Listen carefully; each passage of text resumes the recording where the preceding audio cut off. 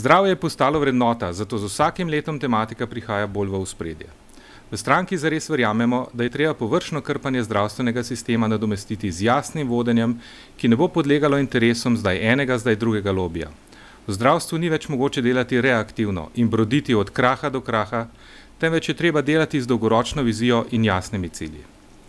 Zares se zavedamo, da moramo ohraniti in okrepiti javno zdravstvo, da bi vsaj ohranili, če že ne povečali dostopnost do zdravnika. Naš program za zdravstvo se zato ukvarja z vprašanjem, kako nadgraditi in izboljšati javni zdravstveni sistem. V tem trenutku se po našem mnenju javno zdravstvo srečuje s 3 sklopi vprašanj. To so financiranje, organizacija in kakovost javnega zdravstva. V zvezi s financiranjem javnega zdravstva bi morali v naslednjem obdobju zbrati en dodaten odstotek bruto domačega proizvoda, da bi ohranili kakovost v slovenskem javnem zdravstvu ter za uvedbo novih tehnologij in zdravil zagotovili sodobno zdravljenje bolezni. Pri tem pa ni vseeno, kako bomo zbrali potrebni denar. Vlada predvideva, da naj bi javni izdatki za zdravstvo, ki so danes 6% bruto domačega proizvoda in so med najnižjimi v Evropi, ostali na isti ravni. Kdor bo hotel več, bo moral to plačati iz svojega žepa. V zares odločno nasprotujemo zvišanju deleža zasebnih sredstev, saj to zmanjšuje dostopnost do zdravnika. V zares si bomo prizadevali za uvedbo novih načinov zbiranja zdravstvenega denarja.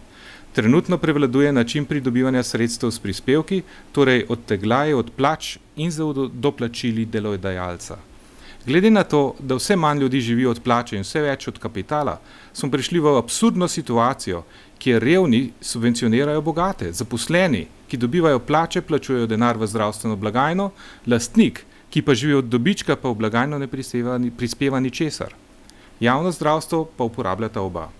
To je ena od zaslug Bajukove davčne reforme. Rešitev je v tem, da najdemo način, kako bi v javno zdravstveno blagajno plačevali vsi in ne le tisti, ki živimo od plače. S pravičnejšim sistemom zbiranja bomo pridobili več finančnih sredstev, ne da bi dodatno obremenili plače in podjetja. Druga pomembna točka pri financiranju zdravstva je postopna ukinitev dopolnilnega zdravstvenega zavarovanja. Danes moramo vsi prispevati 250 evrov na leto, če jih imaš ali pa nimaš, sicer ne moreš priti do javnega zdravnika. Absurdnost dopolnilnega sistema pa je v tem, da dopolnilne zavarovalnice za zdravstvo ne naredijo ničesar, pač pa od zdravstva zelo dobro živijo. Naj pojasnim.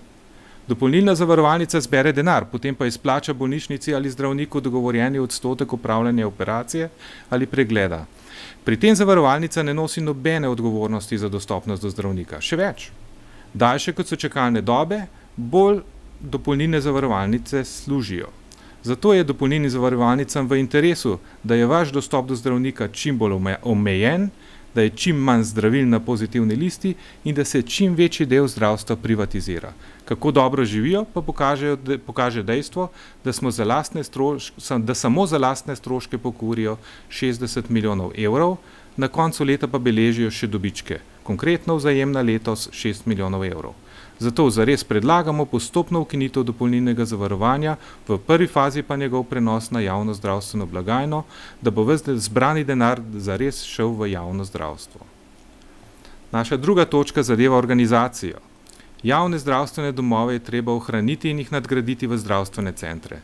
Ti naj bi v večji meri nudili dostop do specialistov, s čimer bi razbremenili bolnice, zmanjšali čakalne vrste in povečali dostopnost do zdravnika.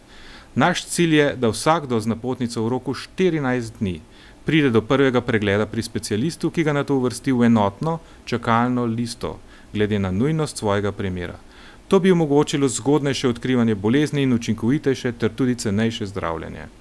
Predlagamo, da dobijo zdravstveni centri vlogo koordinatorjev javnega zdravstva v svojem gravitacijskem področju. Koncesionarji pa bi morali svoje delo usklajevati z zdravstvenim centrom glede urnikov, dežurstev, preventivne dejavnosti ter uporabe in vzdrževanja skupne infrastrukture, kot so laboratoriji in rentgen. S tem bodo ljudje dobili enotno javno zdravstveno mrežo. V zares ocenjujemo, da je treba bolnišnice specializirati in ne ukinjati. Zaradi vse boljše prometne povezanosti bi lahko posamezne bolnišnice upravljale specializirane storitve in tako dosegale višjo kakovost in znižale stroške. Menimo tudi, da je treba pri financiranju javnih zavodov slediti načelu, da denar sledi pacientu.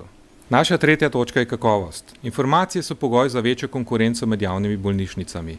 Zares predlaga uvedbo sistematičnega zbiranja in objave podatkov o kakovosti vseh zavodov in koncesionarjev. Pacienti se bodo lahko tako vsakič posamično odločali, kje bodo opravili poseg. Ker bo denar sledil pacientu, bodo boljši zavodi dobili več sredstev, slabši pa spodbudo za izboljšanje in specializacijo. Le tako bomo lahko vedeli, koliko dodatnih investicij v zdravstvo zares potrebujemo.